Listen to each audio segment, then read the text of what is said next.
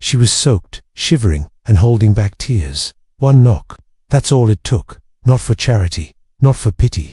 Just a mother asking to clean floors for a plate of food for her sick daughter. But the door that opened belonged to a man she never thought she'd see again. The man who disappeared 12 years ago. The man who once promised her forever. This isn't a story about a broken past. It's about the impossible journey to mend it. About second chances life hides in the most unexpected places. The wind bit harder than usual that morning. Claire tightened the scarf around her daughter's frail shoulders, her fingers trembling not from the cold, but from the weight of what she was about to do. Her shoes, worn thin, slapped against the sidewalk with each step. In her hand, she carried nothing but a folded note, a tiny bottle of cough syrup, and a heart full of hesitation. She stopped at the iron gates of a mansion she'd passed 100 times before. It looked like a dream stitched into it. Windows, towering stone pillars, the kind of place people only saw in magazines or fairy tales. But she wasn't here to marvel. She was here because her daughter hadn't eaten since yesterday, because pride was something she couldn't afford anymore. "Stay here, baby. I'll be back in a moment," she whispered, tucking the girl into a bus stop shelter with her coat wrapped around her. "Just rest." She walked the path alone, leaves crunching beneath her steps, like quiet reminders of everything that had crumbled beneath her over the years. Claire Bennett had once been full of hope, laughter, life. She used to believe in sunrises, in promises, in people who said they wouldn't leave. But 12 years had a way of sanding those edges down, especially when you've been left behind to raise a child on your own with no money, no family, and no explanation why the man who once swore to love you vanished without a goodbye. Reached the doorstep, swallowed her pride, and knocked inside the mansion. Michael Whitmore froze mid-step. He'd just dismissed the staff for the morning, eager for silence. When the knock echoed through the vast hall like a memory, he hadn't had visitors in weeks, maybe months. Curiosity tugged at him. A strange feeling, really. He had grown used to isolation, to his own company, to the comfort of routine. He opened the door slowly, and then he stopped breathing. Standing in the doorway was a woman with sunken eyes, wind-blown hair, and clothes too thin for the weather. But behind the weariness, behind the fatigue, and the desperate look in her eyes, he saw her dot, the same eyes, the same tilt of the chin, the same girl who used to throw pebbles at his window in the middle of the night and challenge the stars to shine brighter than her dreams. It was Claire. Michael blinked. The world shifted beneath his feet. She didn't say his name, didn't flinch, just looked at him the way a person does when they're no longer sure if the world is real or just playing one last cruel trick. I'm not asking for money," she said quickly. Her voice cracked from the cold, or maybe from old scars. My daughter is sick. I'll clean your house, scrub every tile, anything. I just need a plate of food, something to give her." He stared at her like time had reversed and accelerated all at once. 12 years. That was how long it had been since he left Cedar Springs, chasing scholarships and boardroom dreams, since he stopped answering her letters, since he told himself he was doing the right thing, leaving her behind to protect her from the storm of the future he couldn't yet understand. He hadn't protected her. He had abandoned her. And now here she was, standing at his door, not for love, not for answers, just for food. Claire shifted her weight, ready to turn away. "I'm sorry to bother." "Wait," he said suddenly. "Come in." She hesitated. "It's warm inside, please." Something in his voice was unfamiliar, softer, maybe even afraid. But her daughter was waiting, and pride couldn't feed a child. She stepped through the doorway. Inside.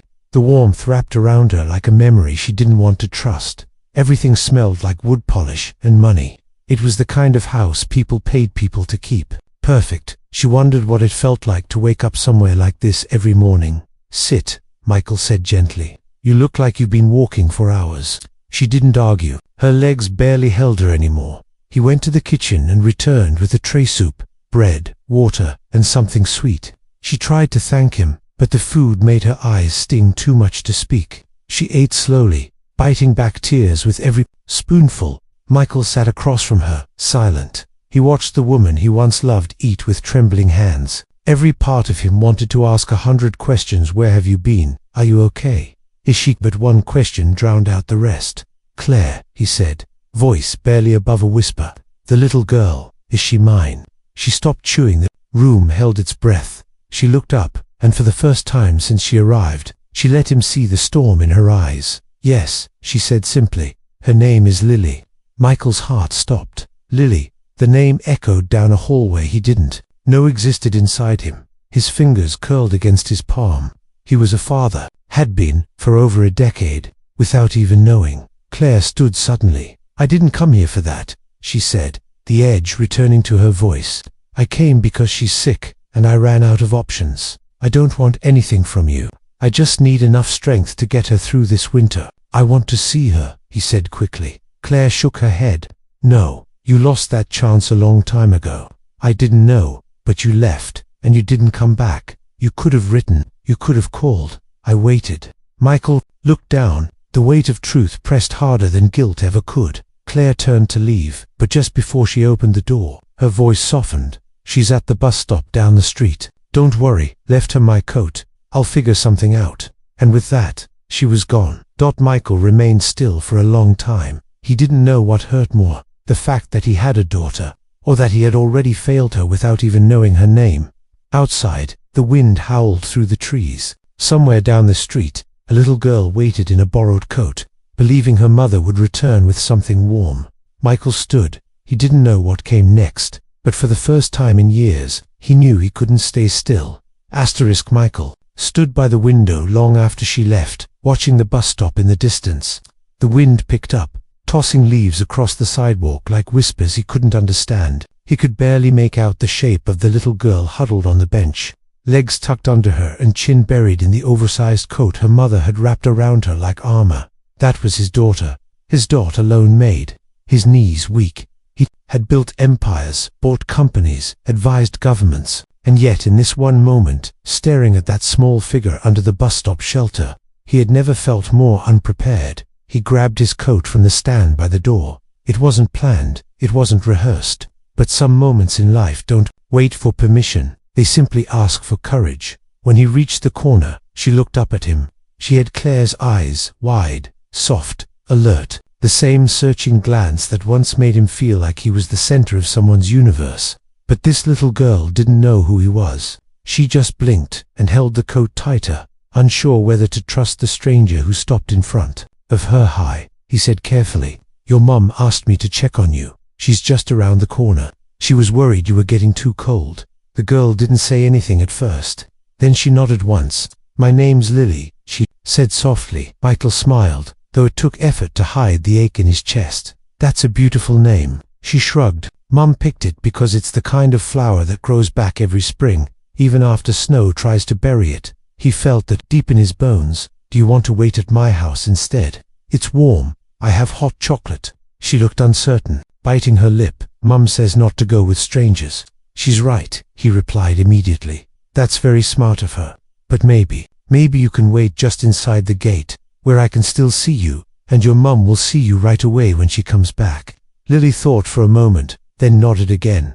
They walked the few steps to the gate together. She sat on the bench, just inside the front garden, near the path, legs swinging under her.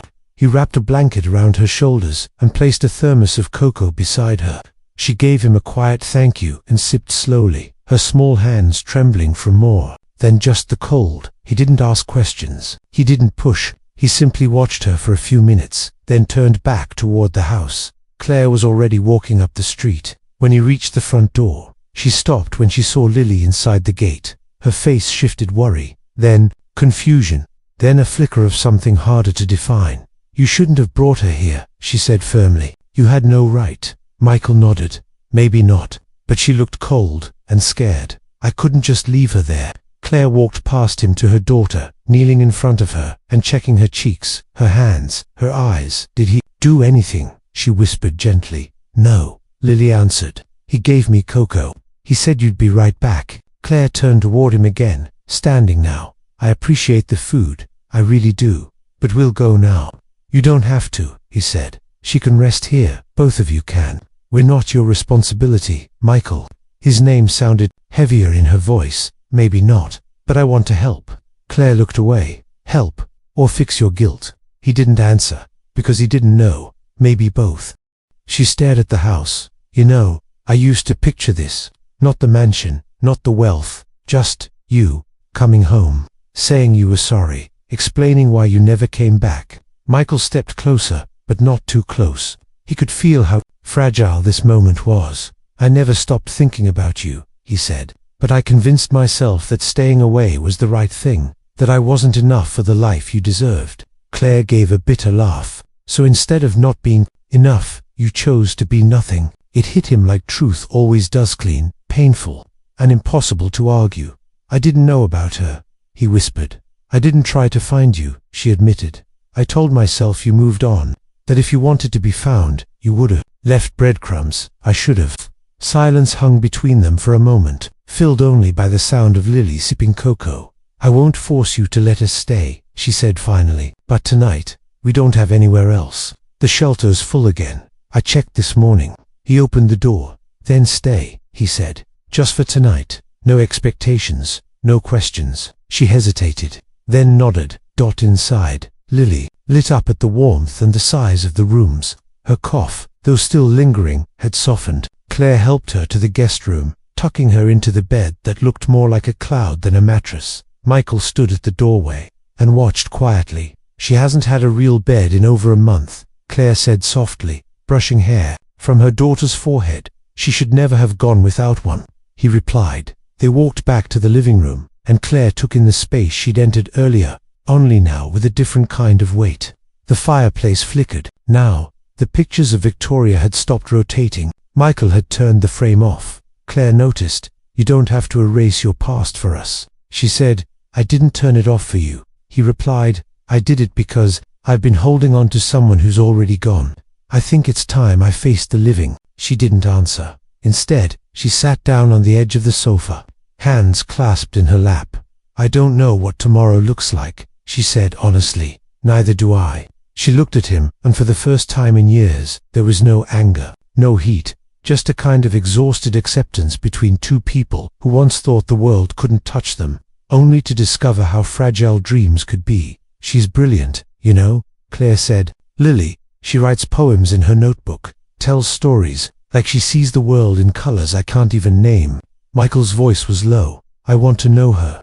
Claire nodded slowly, more to herself than to him. Then start with one story, she said. One night, one plate of food, one reason to show up tomorrow. And with that, she stood up, walked to the guest room, and quietly closed the door behind her. Michael sat alone in the flickering firelight, heart full of 1,000 questions, and one quiet promise forming in the stillness. He didn't know if he deserved forgiveness, but he knew he couldn't let her knock on another door again, not while he still had one to open. The next morning began, not with an alarm, but with a silence that felt unfamiliar. Michael stood in the kitchen holding 2 coffee mugs, unsure whether he was trying to be thoughtful or simply searching for something to do with his hands. He hadn't slept much. His mind had turned itself over 100 times during the night, stuck somewhere between the past he'd buried and the future. Now quietly sleeping down the hall, he heard the soft creak of a door. Claire stepped into the hallway, barefoot, her hair loosely tied back, her daughter's old coat still wrapped around her. Her eyes met his for only a second before drifting toward the coffee in his hand. She didn't say anything, just walked to the window and looked out at the sky, slowly turning from slate to pale gold. She's still sleeping, Claire said, her voice hoarse from sleep and something deeper. She coughed most of the night, but she settled a few hours ago. Michael handed her the coffee without speaking. She took it, still not looking at him, but she didn't pull away either. I haven't seen her sleep so peacefully in weeks, she added after a moment. The steam rose between them. Michael cleared his throat. I can help.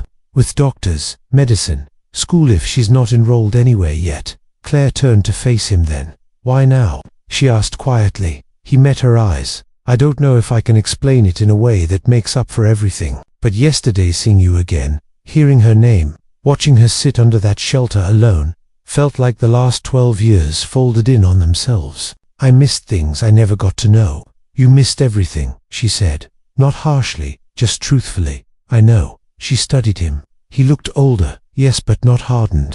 There was something restless behind his calm. Maybe regret, maybe longing, maybe both. Claire sipped the coffee and walked toward the dining room. Her fingers brushed across the polished wood of the long table. This house is beautiful, she said, but it's also quiet, Too quiet.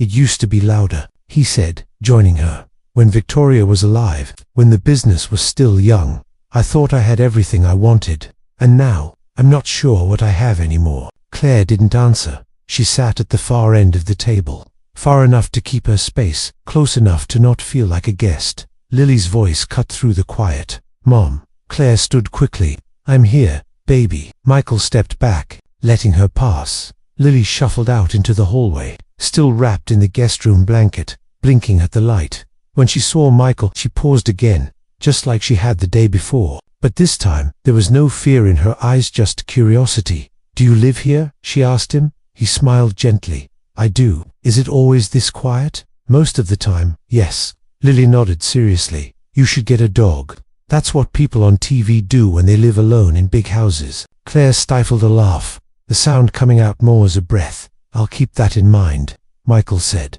Lily sat at the table like it was the most natural thing in the world, as though she hadn't spent nights curled up on borrowed shelter, mats, or bundled against the wind at bus stops.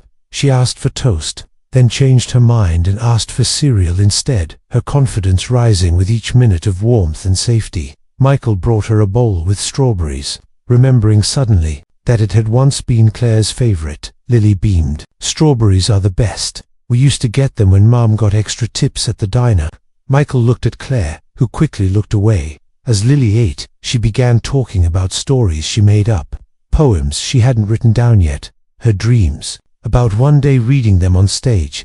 Michael listened with a kind of wonder he hadn't felt in years, not since he was young himself, sitting by a riverbank beside a girl with stars in her eyes, promising her everything he didn't know how to give. Lily paused mid-chew. Can I ask you something? Michael nodded. Of course. Are you my mom's friend? He glanced at Claire, who gave him no cue. This wasn't her moment to guide. This was his. I used to be, he said. A long time ago. Why'd you stop? Michael breathed in slowly. Because I made a mistake. One that hurt her. And I've been trying to figure out how to fix it. Lily seemed to consider this. Did you say sorry? Not yet, he admitted. Well, she said with a shrug, you should. Claire stood behind her, silent, still unreadable. Later that morning, Claire helped Lily settle into the sunroom with a few books from the shelf. She returned to the kitchen and found Michael leaning against the counter. I don't want her to get attached, she said softly. I understand. She's had too many people vanish already. He nodded. I won't vanish. You don't know that, she said, almost too quietly to hear. I want to know her. I want to earn knowing her. If I could go back, but you can't. Claire looked up at him then, not cold, just tired. You can't rewrite what happened. And I can't erase all the nights. She asked why her father didn't want her. Michael swallowed hard. I didn't know. And if you had, she asked. He was quiet. I would have come back, he said finally. I would have chosen her, and you. The air felt heavier again. Realer. Claire nodded once, slowly. She's fragile, but she's strong too. She gets that from my mother. And from me. I'd like to think she gets something from me too. Maybe. That remains to be seen. Claire walked to the door, her coat over her arm again. We'll leave. After breakfast, she said. I appreciate the kindness. But this can't just be a warm meal and a warm goodbye. Not for her. Not again. Michael followed her gaze to the room where Lily sat, legs tucked beneath her, as she read aloud to herself, voice lilting and bright. I don't want this to be goodbye, he said. Claire looked at him. Then don't make promises you won't keep, she whispered. Because this time, it's not just me who will remember if you break them. Michael watched her go back to her daughter, and this time he didn't stop her. Not yet, because now he knew the story he'd been living was no longer just his own. And if he wanted a place in theirs, he'd have to earn it with more than words. He'd have to show up. Every day. Starting now. Lily's laughter filled the sunroom, like sunlight warming cold glass. Michael stood just outside the doorway, half listening, half wondering how something so small could make the entire house feel alive. Again, it was a strange contrast, the heavy, hollow ache in his chest beside the sudden, light footsteps that now danced through the hallways. He hadn't realized how quiet it had all been until that silence was replaced. Claire reappeared with their jackets in her arms. She moved like someone who had learned not to linger. No dramatic exits, no raised voices, just quiet departure, like slipping out of a place before the world remembers you were ever there.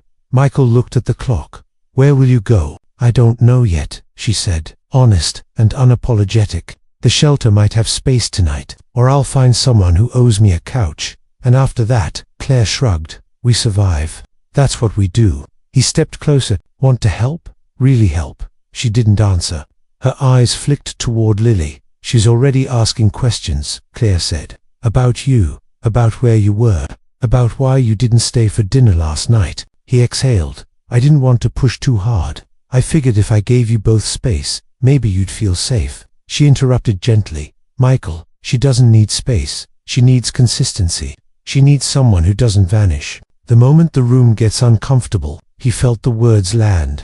Not as a stab but as a truth he couldn't dodge. Claire bent down to pack Lily's things into her small worn backpack, her hands moving quickly, practiced, but her voice slowed when she spoke next. She doesn't know you're her father yet. Michael nodded. That's your call. I won't step over that line. Claire looked up. I think she already feels something. Kids are smarter than we give them credit for. She told me this morning that you smiled like someone who forgot how. He couldn't help but laugh. It was dry, quick, but it escaped. She's not wrong. No, Claire said quietly. She's not. Michael crossed his arms, unsure of what to say next. The air between them hung like a thread stretched too tight. Then Lily walked into the room holding a crumpled piece of paper. Look, she said proudly, handing it to Claire. I wrote a new poem. Claire unfolded it carefully. The handwriting was large and uneven, but the words were clear. A house with big windows, a house with big windows where the light gets in, might still be sad if no one lives within. But if someone knocks with cold in their shoes, maybe the walls will forget to refuse. A house with big windows and a blanket and tea might be the best place for someone like me. Claire blinked at the page. Michael read over her shoulder. The last line stuck in his throat. She wrote that this morning. He asked. Claire nodded. She sees everything, she whispered, even the parts I try to hide. Lily looked up at them. Can we stay just a little longer? She asked. I like the sunroom and the strawberries. Claire looked at Michael. He didn't say anything. He just stepped aside and opened his hand toward the hallway. Stay, he said. No pressure, no conditions. Just stay as long as you need. Claire hesitated, then knelt beside Lily. Only for a day, she said gently. One more night, then we'll see. Lily clapped her hands. Yay. Michael smiled. That night was different. Lily chose a book from the shelf and insisted on reading aloud. Michael made grilled cheese and soup, and Claire didn't stop him. After dinner, they played a quiet game of cards while the wind whistled gently through the garden trees. Michael watched. Lily yawned mid-sentence and leaned against her mother's shoulder. Do you want me to tuck her in? He asked. Claire paused, then gave a slow nod. He walked her down the hall and pulled the covers gently over her. Lily blinked up at him. Will you be here tomorrow? She asked. His chest tightened. Yes, he whispered. I'll be here. She nodded and turned over. In the hallway, Claire waited. She trusts you fast, she said softly. I don't deserve it. No, she agreed, but maybe you can earn it. They stood together in the hallway, unsure what to do with the quiet. I know I have no right to ask, Michael said, but I'd like to take her to the doctor, a real pediatrician. I know someone good. It won't be on record if you're worried about paperwork.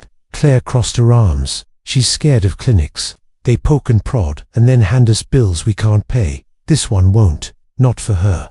I'll cover everything. Claire hesitated. She's been coughing for weeks, she admitted. The over-the-counter stuff isn't doing much. She needs better care. I can drive you both, he said. Tomorrow morning, no pressure. Claire gave him a look. You keep saying that. Because I mean it. She nodded slowly. Okay, one appointment. We'll see. Michael smiled for real this time. Later that night, Claire sat on the back patio while Lily slept, and the fire crackled softly in the living room. Michael brought her tea. She accepted it in silence. You know, she said, after a long stretch of quiet, you weren't the only one who got lost. He looked at her. I had dreams too. Before everything. Before the diner, the shelters, the sickness. I thought I'd go back to school. Maybe become a nurse. I thought you'd come back. I should have. She stared into the trees. I told myself I'd never need anyone again. Michael waited. But now, she said softly, I'm tired of surviving. She deserves more than scraped-together days and sleeping on friends' floors. You both do." Claire looked over. "This isn't forgiveness," she warned. "Not yet. I know. But it's something," she added.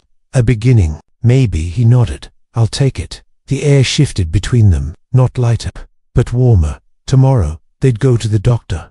Tomorrow, she might let him carry a little more, and for the first time in over a decade, tomorrow felt like something worth waiting for. Asterisk. The hardest part about trying again wasn't the fear of failure, it was the fear of hope. Claire stood at the window of the clinic waiting room, arms folded tightly across her chest, watching Lily through the glass as the nurse gently placed a stethoscope against her back. Michael sat nearby, unusually quiet, his phone turned face down for once. Claire had almost backed out that morning. Twice. Once, when she was brushing Lily's hair and the girl coughed so hard her little shoulders shook. And once again when she saw Michael packing breakfast into a brown paper bag, like he'd done it 1,000 times. But something about the way Lily had looked at him open, trusting had made her pause that she was tired of running. Inside the pediatrician's office, Lily listened intently as the doctor asked her about her symptoms. She answered with both honesty and flair, describing her cough as a dragon that hides until bedtime, and her headaches as like thunder but without rain. Claire almost smiled. Michael did. "She's got imagination," the doctor said, when they stepped out to speak privately. "She gets that from her mother." Michael replied. Claire raised an eyebrow, but said nothing. The doctor's tone shifted. "There's a respiratory infection. Nothing too alarming, but it's been lingering long enough that we need to be proactive. I'd like to get her started on antibiotics today. I'll also run a few more tests, just to rule out anything else." Claire nodded quickly, but she felt the sting in her eyes. "Is it serious?" she asked. "Not yet," the doctor said gently, "but left untreated, it could be. The good news is she'll be fine if we stay ahead of it. She just needs rest, nutrition, and consistent care." The words were like quiet bullets of guilt. Claire nodded again. "I'll take care of it," Michael said, already pulling out his wallet. Claire stiffened. "You don't have to, I want to." "But Claire," he said gently, "please." The receptionist gave them a sympathetic smile as she handed over the prescription forms. "She's a bright one, sweet, too, doesn't complain. She doesn't know she's allowed to," Claire said before she could stop herself. Michael heard it, and it hung between them as they left the clinic. Back at the house, Lily curled up on the couch, blanket over her legs, watching cartoons with a bowl of warm rice in her lap. She looked a little pale, but her eyes still lit up when her favorite animated dog made silly faces on screen. Claire sat on the edge of the sofa, rubbing small circles on Lily's back. Michael stood at the edge of the room, unsure if he was part of the picture or just framing it. She asked if you're going to be here for her birthday. Claire said suddenly. Michael looked up. "When is it?" 3 weeks I'd like to be." Claire nodded. "She wants to make cupcakes, not for a party, just for us. I'll bring the sprinkles." Claire looked at him then. "Longer this time. You're doing a lot. Fast." He shrugged. 12 years too late doesn't leave much room for slow. I don't want her to feel like this is temporary. It's not for me." "Then stop standing at the edges," Claire said, not harshly, just plainly. "Either come in or step back, but don't hover." He heard her, and this time, he moved closer, sat down on the floor beside the couch, near Lily's feet. "I liked the poem you wrote," he said softly. Lily looked down at him. "You read it?" "I did. The house with the big windows. That was beautiful. Thanks." She leaned forward, whispering like a secret. "It was kind of about you." Michael felt his throat tighten. "I'm honored. You should write one too," she said. "About now?" He blinked. "I haven't written anything in years." "Then start again," she said. "That's what Mum says when I feel stuck. Just start again." Michael looked up at Claire. She gave him the smallest nod. Later that evening, while Lily napped with her head against her mother's shoulder, Michael sat alone in his office, the same room that had once been filled with contracts and strategy binders and silence. He pulled out an old notebook. The first few words came slow, then faster, then a page filled, then to dot. By the time the fireplace dimmed, he had written a poem he didn't plan to show anyone, but he hoped one day, maybe, she'd read it. Not just Lily, Claire too. Because the poem wasn't about who he had been, it was about who he hoped he was becoming. The next morning, something changed. Claire was in the kitchen first. making toast, pouring juice. When he walked in, she looked at him, really looked, and said, "Do you want to take her to the pharmacy with me?" He blinked. "Of course. She trusts you. I can see it. I trust her," he said. "And me?"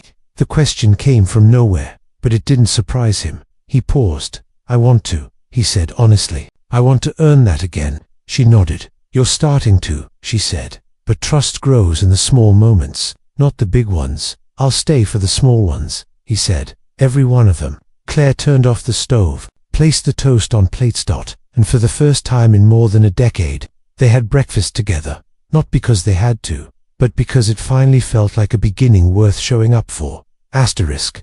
Most stories don't end with fireworks or grand gestures. Some end with a quiet moment where no one claps, no one cries, but something inside you quietly shifts and never goes back. It had been 3 weeks since Claire and Lily first knocked on Michael's door. 3 weeks since Claire offered to clean for a plate of food.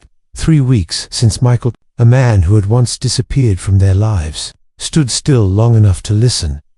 And today was Lily's birthday. The house smelled like vanilla and warm sugar. The cupcakes were cooling on the counter, each topped with slightly crooked swirls of frosting and too many rainbow sprinkles. Lily had insisted on decorating them herself. She wore a paper crown she'd made from gold foil and tape. On it, she'd written in marker, "Lily the Brave." Michael watched from the kitchen doorway, his hands dusted in flour, a smudge of icing still on his shirt from Lily's ambush earlier. He had laughed then, a real laugh, the kind that started in the chest and made its way out like it had been, waiting years to return. Claire was putting candles into the cupcakes one by one. She moved slower now, more thoughtfully, her shoulders no longer tense the way they had been that first day. She still guarded parts of herself, but the wall wasn't made of stone anymore. It was something softer, something that let light through.